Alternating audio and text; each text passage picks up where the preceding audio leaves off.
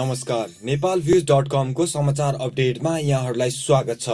सुरुमा आजका प्रमुख हाइलाइट्स। नेकपा एमालेको कार्य विभाजन, ओली निकटलाई मुख्य जिम्मेवारी, इतरलाई सहायक। भुटानद्वारा भारतीय प्रधानमन्त्री मोदीलाई सर्वोच्च नागरिक सम्मान प्रदान र अग्रता जोगाउन नसक्दा आर्मी रोकियो।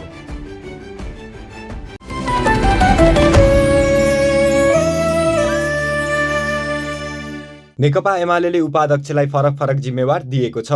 एमालेको दोस्रो केन्द्रीय कमिटी बैठकले उपाध्यक्षका लागि विशेष कामका क्षेत्र निर्धारण गरेको अध्यक्ष केपी शर्मा ओलीले जारी गरेको अन्तर्पार्टी निर्देशनमा उल्लेख छ, जसमध्ये संसदीय मामिला सुभाष चन्द्र नेम्बाङ, राजकीय प्रशासनिक र विकास मामिला सुरेन्द्र प्रसाद पाण्डे, प्रदेश र स्थानीय तह युवराज गेवाली, राजनीतिक समन्वय अष्टलक्ष्मी साके, पार्टीको सङ्गठनिक कामको अनुगमन विष्णुप्रसाद पौडेल, कूटनीतिक र बन्धुपूर्ण सम्बन्ध, राष्ट्रिय हित र सुरक्षा, राष्ट्रिय हितका प्रश्नमा साझा दृष्टिकोण लगायतको काम गर्ने जिम्मेवारी पाएका छन्। यसरी गरिएको कार्य विभाजनमा महत्त्वपूर्ण विभाग तथा सङ्गठनको जिम्मेवार आफ्ना समूहको नेतालाई ओलीले दिएका छन्।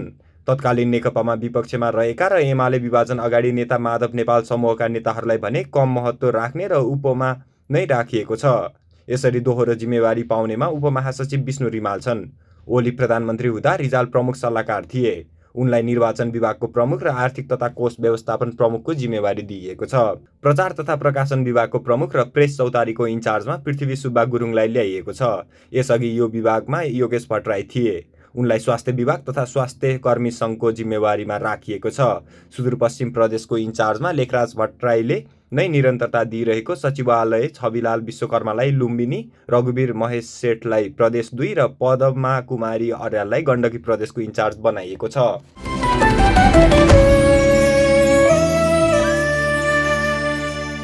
सदन सुरु गराउने विषयमा प्रधानमन्त्री शेरबहादुर देउवा र माओवादी केन्द्रका अध्यक्ष पुष्पकमल दाहाल प्रचण्डबीच छलफल भएको छ। शुक्रबार बिहान प्रधानमन्त्री निवास बालुवाटारमा भएको भेटका क्रममा सदन सुरु गराउने लगायत अन्य महत्त्वपूर्ण विषयमा छलफल भएको बताइएको छ। एमालेले अवरोध गर्दै आएको सदन सुरु गर्न र राष्ट्रिय मतदाताहरूमा प्रधानमन्त्रीले सर्वदलीय बैठक बोलाउने जस्ता विषयमा छलफल भएको हो। नेपाली काङ्ग्रेसको सभापतिमा पुनः निर्वाचित देउवा तथा नवनिर्वाचित अन्य पदाधिकारीहरूलाई बधाई तथा शुभकामना दिन प्रचण्ड बालुवाटार पुगेका थिए। भेटका क्रममा प्रचण्डले क्रिकेट खेलाडीमाथि भएको कारबाहीबारे पनि प्रधानमन्त्रीको ध्यानाकर्षण गराएका छन्।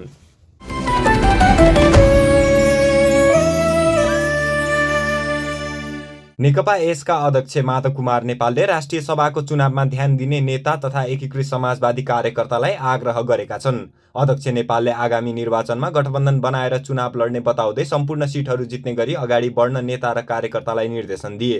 राष्ट्रिय सभाको चुनावपछि स्थानीय चुनाव हुने बताउँदै उनले प्रदेश र सङ्घको चुनावमा उत्कृष्ट नतिजा ल्याउन सबैलाई लाग्नुपर्ने जोड दिए। अखिल किसान महासङ्घ समन्वय उद्धार स्वयंसेवक आबद्ध सामाजिक संस्था नेपालले आयोजना गरेको उत्कृष्ट युवा किसान सम्मान कार्यक्रममा बोल्दै नेपालले देशमा कृषिको पहुँच सम्भावना भए पनि आत्मनिर्भर हुन नसकेको बताए।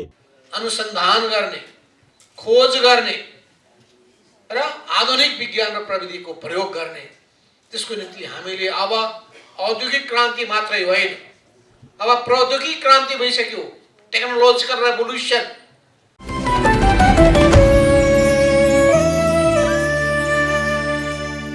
गृहमन्त्री बालकृष्ण खाँडले गैर सरकारी संस्थाहरूलाई आवश्यक सुरक्षाको व्यवस्था तत्काल मिलाउन मातहतका निकायहरूलाई निर्देशन दिएका छन्।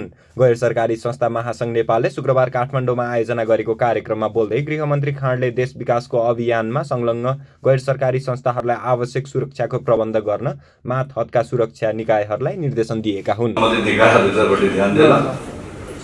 तर नेपाल सरकारको सबै निकाय गैर सरकारी संस्थाका प्रति सकारात्मक बन्नुहोस्, सहयोगी भूमिका निर्वाह गर्नुहोस्।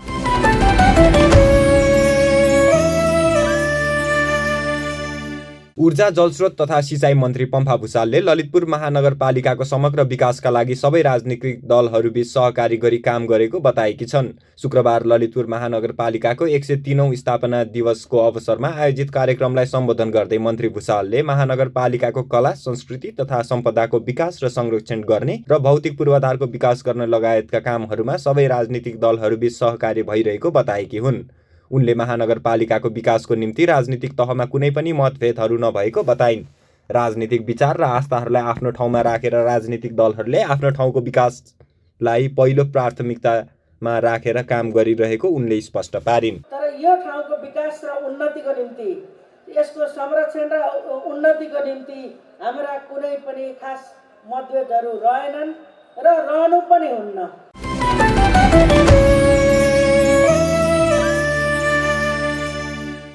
भुटानले शुक्रबार भारतीय प्रधानमन्त्री नरेन्द्र मोदीलाई आफ्नो सर्वोच्च नागरिक सम्मान नागडाग पेल्गी खोर्लाद्वारा सम्मान गरेको छ। भुटानको प्रधानमन्त्री कार्यालयले फेसबुक पोस्टमा महामहिम नरेन्द्र मोदीको नाम सर्वोच्च नागरिक अलङ्कार नागाडाग पेल्गी खोर्लाको लागि उच्चारण गरेको सुन्दा धेरै खुसी लाग्यो भनी उल्लेख गरेको छ। अवार्ड प्रदान गर्ने क्रममा भुटानका राजा जिग्मे खेसर नामग्यालले वाङचुङले विगतका वर्षहरूमा र विशेष गरी कोभिड-19 महामारीको समयमा बढ्दो द्विपक्षीय सहयोग र मित्रताको आदान प्रदानमाथि प्रकाश पारेको थियो। सम्मानका लागि धेरै योग्य भुटानका जनताबाट बधाई। सबै अन्तर्क्रियामा महामारीमा एक महान आध्यात्मिक मानवको रूपमा देखियो। उत्सव मनाउनका लागि तत्पर हुनुहुन्छ। व्यक्तिगत रूपमा सम्मान भनी सम्बोधन गरिएको छ। महामारी सुरु भएदेखि नै भारतले भुटानलाई कोभिड-19 खोप र अन्य चिकित्सक उपकरण सहयोग गर्दै आएको छ।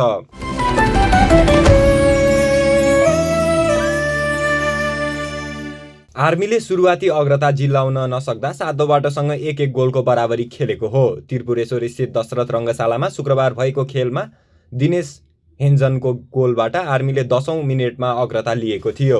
टेक बहादुर बुढाथोकीको क्रसमा कप्तान जर्ज पिन्स कार्कीले फ्रीकिक गरेको बलमा पिटर सेगुल पनि बिट हुँदा अनमार्क रहेका दिनेशले सहजै जाली गुमाएका थिए। त्यसअघि 10औं मिनेटमा निरज चौधरीले प्रहार सिधै गोलरक्षक विकेश कुथुको हातमा पुगेको थियो। 16औं मिनेटमा अजाई मार्टिन्सले गोल गर्दा खेललाई 1-1 गोलको बराबरीमा ल्याए।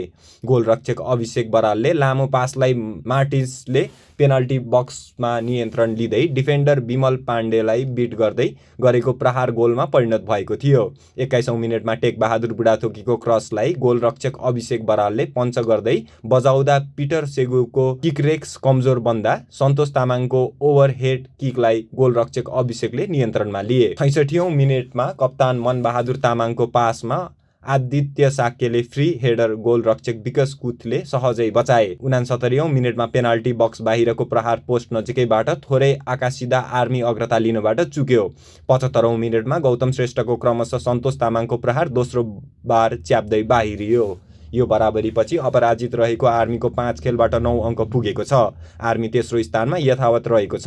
सातौं बाटोको 5 खेलबाट 8 अङ्क पुगेको छ।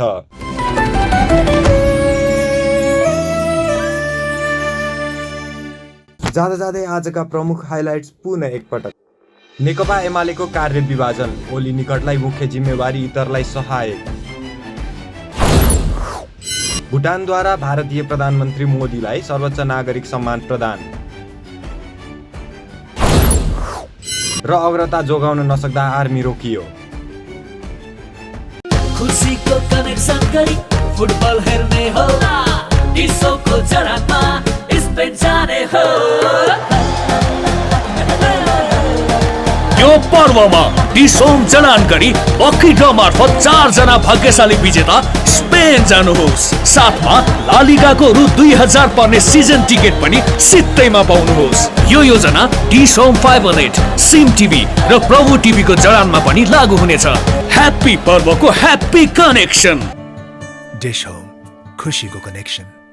समाचार अपडेटका लागि नेपालभ्युज.com लगइन गर्दै गर्नुहोला। धन्यवाद।